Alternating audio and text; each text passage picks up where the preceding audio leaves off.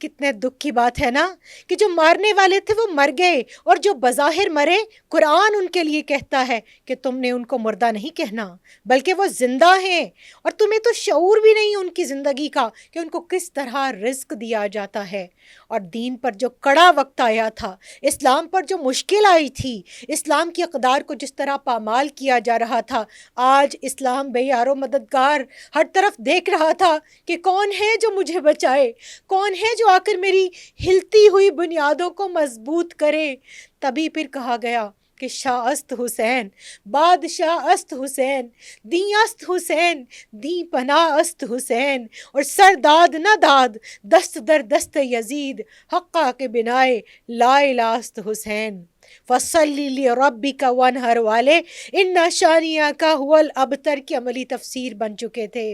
وہ بظاہر جن کو شہید کر دیا گیا تھا، جن کے سر تن سے جدا کر دیے گئے تھے، نیزوں پر سوار کرا دیے گئے تھے، عقل سمجھی تھی کہ شاید ان میں بولنے کی سکت نہیں، مگر جب وہ بولے تو برسرے نیزے اور نوکے نیزہ پر بھی انہوں نے قرآن سنا کر بتا دیا کہ ہم سے کوئی کچھ نہیں چھین سکتا۔ یہ بظاہر جو 4 دن کی زندگی جس کے لیے یہ تم اتنے اللے تللے کرتے ہو،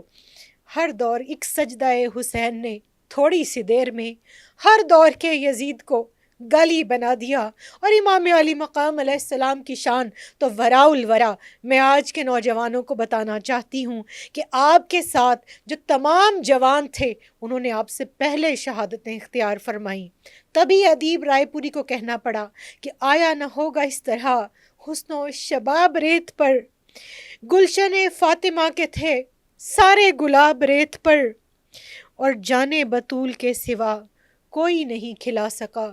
قطرہ آب کے بغیر اتنے گلاب ریت پر۔ اور عشق میں کیا بچائیے، عشق میں کیا لٹائیے،